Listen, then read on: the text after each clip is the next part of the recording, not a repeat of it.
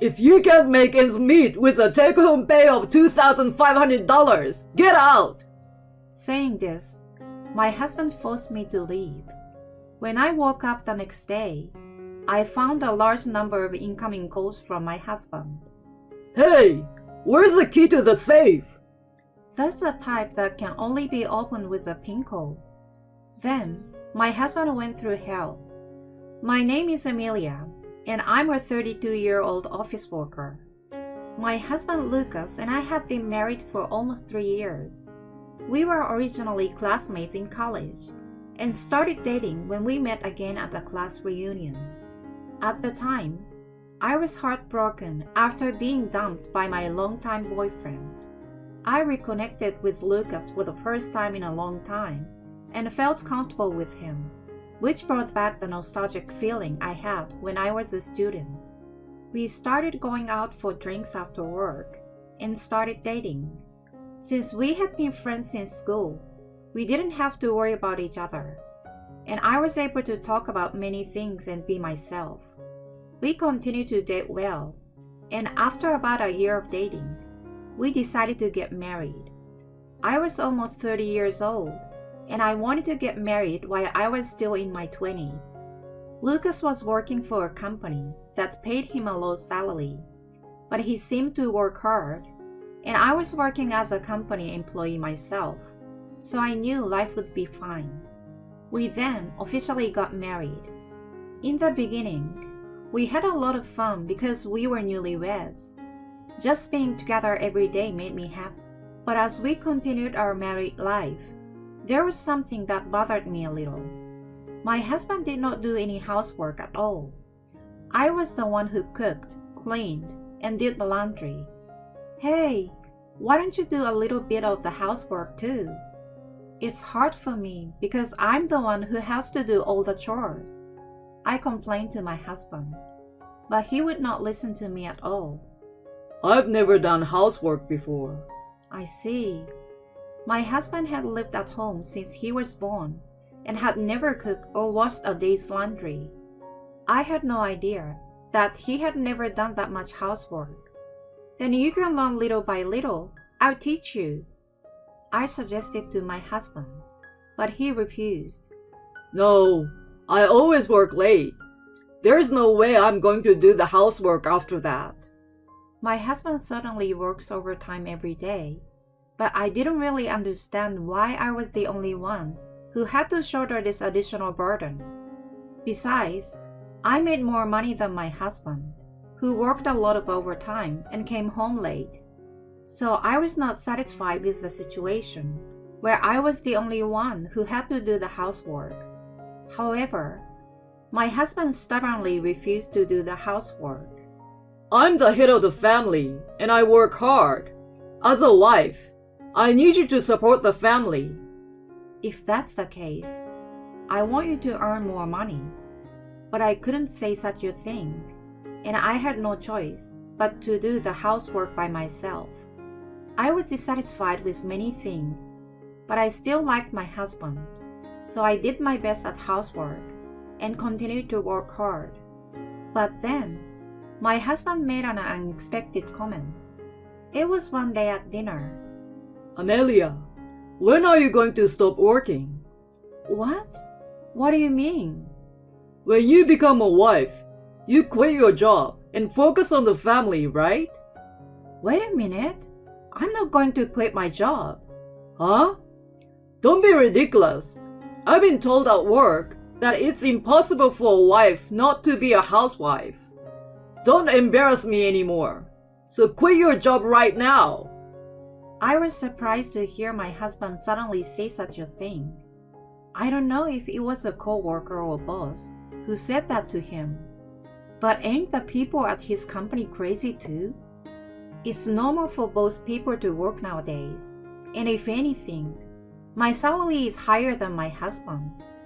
If I quit my job, we would have a hard time making ends meet. It's not realistic for me to quit my job. How are we going to make a living? Are you going to lower the rent on the house we are living in? No, I'm not moving out of here.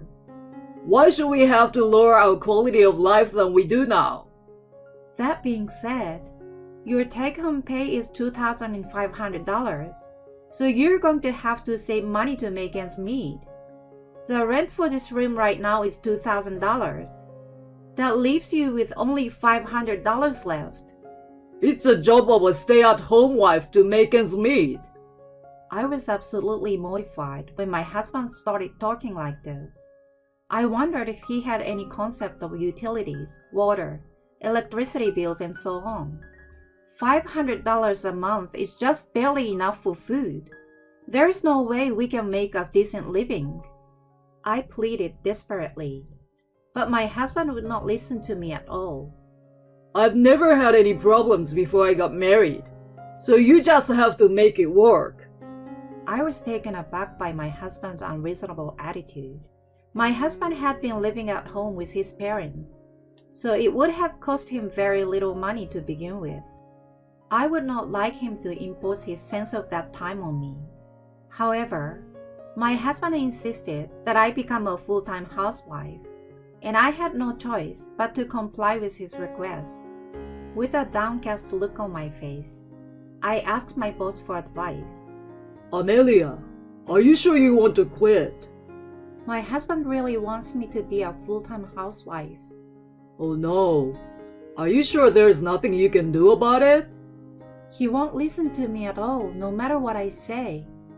I see. My boss was very confused. Then, after thinking about it for a while, he made this suggestion. Why don't you treat it as a leave of absence for now, and then try to work from home? What? Work from home? Yes, I'm sure your husband would agree with that. From the outside, you will look like a housewife. I see. I thought it was a very good idea. If I was allowed to work from home, I could concentrate on housework, and on top of that, I would have a solid income so that I could lead a good life. I immediately decided to take a leave of absence under those conditions, and I didn't tell my husband about this and said that I had resigned from my job. When I told him I had quit my job, my husband looked satisfied. Now we can both finally do our part. From now on, don't skimp on any of the housework. My husband laughed. I felt that he really didn't understand my situation, or that he was too naive. Well, as long as I work hard behind the scenes, we'll be okay for now. I was given a month leave of absence for now, and then I was to work from home. After actually living on leave for a month, I realized that this was a really bad idea. My husband's salary was too small to make a decent living. First of all, we had to pay $2,000 in rent, and then another $100 or so for water, electricity, gas, and utilities. At that point, we were left with only about $400. On top of that, the Wi-Fi at the house and the communication fee for the smartphone would also take away about $100. So I would only have about $300 left to spend on food. That is a very low level of food cost for a single person. But this was our budget for food for 2 people. It would be impossible. However, I wanted my husband to understand how difficult this situation was, so I dared to try living on his salary alone for a month. If he lived like that, he would understand how small his salary was and how impossible it would be for the 2 of us to live together. My husband was getting more and more grim-faced day by day. That was understandable, because I had cut our food expenses to the limit, so the food on the table was very little and frugal. Is it just bread again today? Yes, that's right. Yesterday, it was noodles, and today it's bread. Are you even trying to cook? What are you talking about? We are eating like this because we have to cut back on our food expenses. What? That's impossible. Before we got married, I could eat a lot more nutritious food. That's because you are living at home, right? It was your father who was paying for your food, wasn't it? No, it wasn't. I was putting money in the house. I was putting $500 in the house every month, which means I was paying for the food. Even if he had to put $500 in the house, he would not have had to pay anything else, so he would have $2,000 in free money to spend. We only have $300 to spend on food after all other expenses. Why can't he do that kind of a calculation or thinking?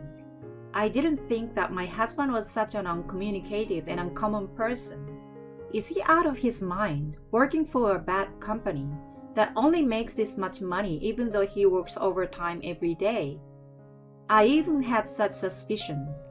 Can you get a little bit more of a sense of how your money is moving, or how much you are making and what you are spending it on? I showed him the bills for utilities, gas, and rent.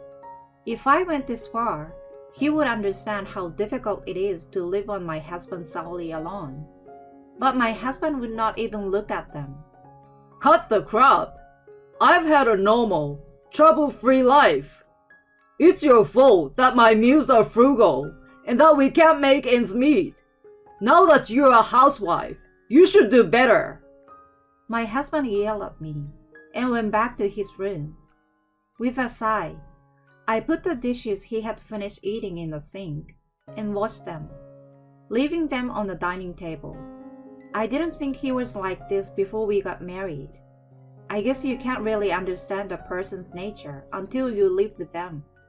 I immediately started working from home. I decided to live on my savings until my next payday.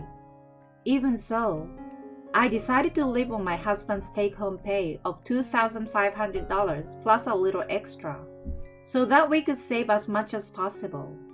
Basically, my husband's salary will cover our living expenses, and I will use my savings to pay for the food expenses. Therefore, the food we usually put on the table become more nutritious, and the number of dishes increased. My husband seemed satisfied with the improved diet. See? You can do it if you try. Why didn't you take it seriously from the beginning? It's obvious you've been slacking off. I was extremely angry at being told such a thing, but I persevered. I had to hold out until I got my next paycheck. I spent the rest of my busy days juggling housework during the day and my work from home job. Finally, a month passed, and my salary and my husband's salary came in. I kept my bank documents at my parents' house because I was afraid of what my husband might do to me after I found out he was insane. As long as I had my debit card, I could withdraw money, and I could check the balance in my account with my phone. So I seldom needed my bank document, and I did one more thing just in case. I bought a small safe to keep my husband's salary in. It's a very inexpensive safe, but it's a convenient safe that can be locked by entering a 10-digit PIN code. After my husband's paycheck came in, I decided to keep the money in this safe and transfer the rent and other expenses when it was time to pay. Otherwise, my husband would suddenly spend the money. To my surprise, my bad premonition came true. It happened one day. Hey, I ordered something, and it will be delivered tomorrow, so you need to pay for it. What? What's getting delivered? A set of golf clubs. What? What do you mean? My boss and I were talking about playing golf, so I ordered a set online. Wait a minute. How much did it cost? $2,000 for the whole thing. We can't afford that. Why not? You're not doing a very good job of keeping track of the money, are you? Your salary is $2,500 a month. After paying $2,000 for rent, you have only $500 left. With that $500 left over, we still need to pay for various other bills. And yet, $2,000 out of pocket is a negative amount. This is simple math. Why don't you understand? My husband's face turned red, and he got angry when I got emotional and said so. Shut up! Don't make fun of me! If you can make ends meet on the take-home pay of $2,500, Then get out! Hey, what are you doing? My husband brought my stuff from my room and threw it in the doorway. You don't need to be in this house. Get the hell out of my house! Saying that, my husband forced me out of the house. I can't believe it. I didn't realize he had no common sense at all. All right, I will get out. With that, I took the bare minimum of my belongings and left the house. I called my parents and explained the situation. I'm sorry, you've had such a hard time. You can stay as long as you like. My parents were so kind to me that I almost cried. I stayed at my parents' house and had a relaxing time for the first time in a long time. When I woke up the next day, I received many calls from my husband. Hey, where's the key to the safe? The safe? Don't play dumb. It's that safe in your room. You opened my closet? We're a married couple. Do you have something to be ashamed of in there? No, I don't. I'm upset that you opened my closet without permission. I don't care about your personal life. Just tell me where the key to the safe is. I just received a set of golf clubs, and I have to pay for them. That safe is a type that only opens with a PIN code. What? There's a keypad on the side of the safe. You have to enter the number on it to open it. Then tell me the number quickly. At this point, I had a nasty thought. No, I won't. What? Hey, you've got me kidding me. It's none of my business if you are in trouble. Hey, that's enough. You know what happens when you do this. That's my line. I'm at my limit. I'm divorcing you. What are you talking about? Divorce is a given. Are you serious? Of course I am. I'm sick of you. Oh, really? I'm sick of your cluelessness too. You're going to be in trouble from now on because you're a housewife and don't make any money. I won't forgive you if you come crying to me. I'm not going to do that. Well, I'm hanging up now. I said so and forcibly hung up the phone. My husband then went through hell. I hired a lawyer through my father's referral, and the divorce was processed through the lawyer. My husband was very upset because he didn't think I was serious about divorce. He was reluctant to divorce until the very end. But when the lawyer told him that we would have to go to court, he suddenly freaked out and signed the papers. Then my husband took off on his own. The golf club bill and the rent bill came at once, and my husband called me in tears. Please, either give me the money or give me the PIN number to the safe. Since the divorce was final, and the money in the safe was my husband's salary, I gave him the PIN. But of course, he couldn't pay for both. So my ex-husband paid the rent and canceled the golf clubs. This made him hated by his bosses, and he lost his chance to get ahead in his career. In addition, my ex-husband had no savings, and the credit card bills came in one fell swoop.